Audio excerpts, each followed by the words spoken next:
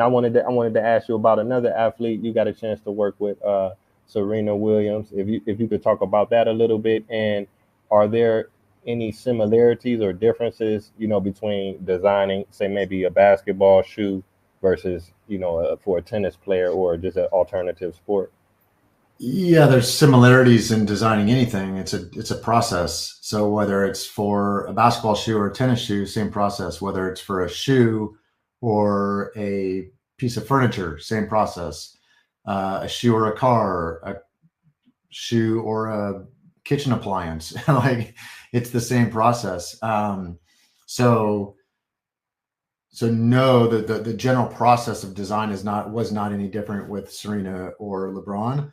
Um, but the fact that the sports are different, of course, there are different things happening there, but the process to get to the end result was the same.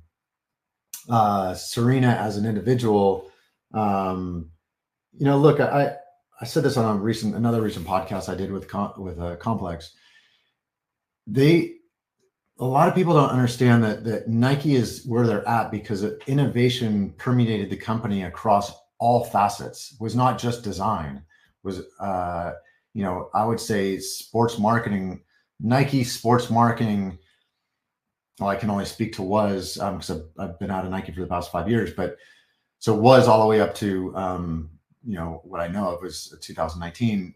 So all that whole time, I know for a fact because I was there that Nike sports marketing was equally innovative to the product creators, who was equally innovative to the salespeople, who were equally innovative to the brand people, equally innovative to other departments that spoke the message of Nike and delivered the product of Nike and stoked the fires of the population that we were trying to serve, the athletes that we were listening to, and so on that. So sports marketing, and sometimes, innovation sometimes goes wrong, it's not always right. But the majority of the time, Nike sports marketing was getting it right, where they would find the athletes, whether directly out of, never been with another company, or they found athletes that were currently with other companies and realizing that they needed to be a Nike athlete and inspiring them to come over.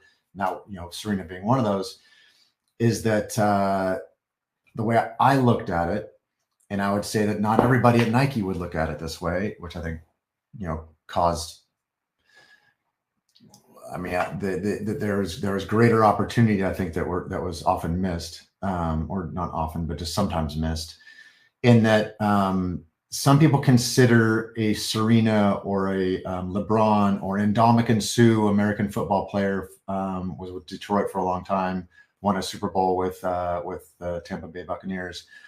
One of the greatest defensive linemen in the game. They would look at these athletes as one in a million, meaning if there's a million people, like it's just one of the, like only Serena, only LeBron, only Ndamukong, only a Federer and Nadal, but everyone else is completely different. Wemby is a great example right now, being called the alien.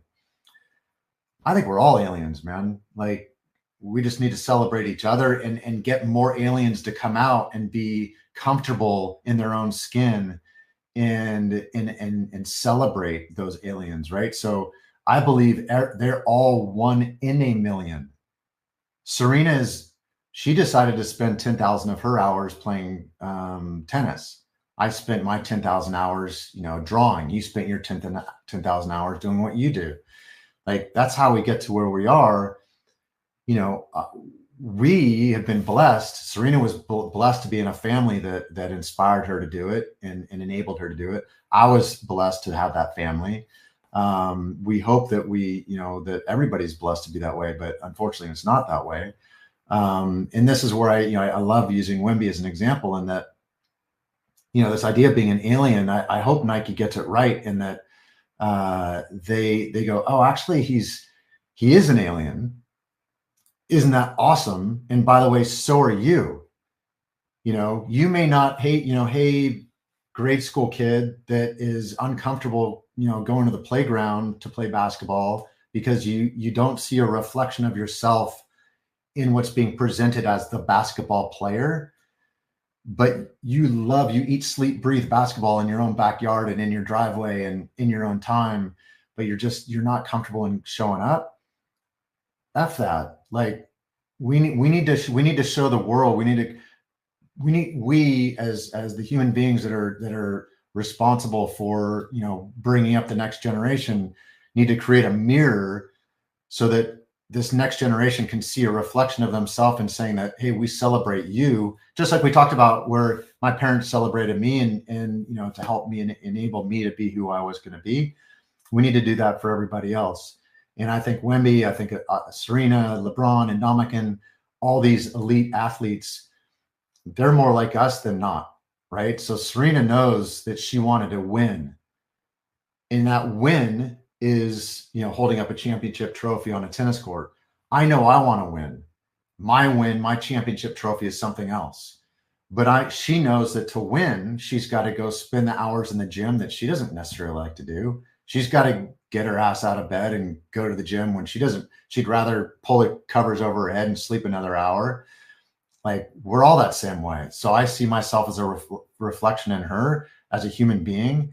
She's an amazing athlete on the tennis court. I'm an amazing athlete in my own world, and everybody else out there, I want to inspire them to believe that they're an amazing athlete as well.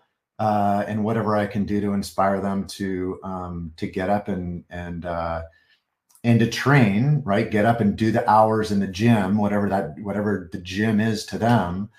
And it's not always fun, but it feels pretty damn good when you finish a workout or you finish, reading the textbook you needed to read or whatever it is. You accomplish something and you're like, heck yeah, like that felt good.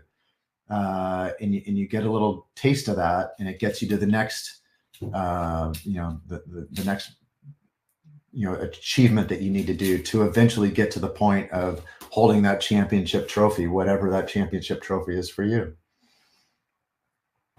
Definitely. That's truly inspiring.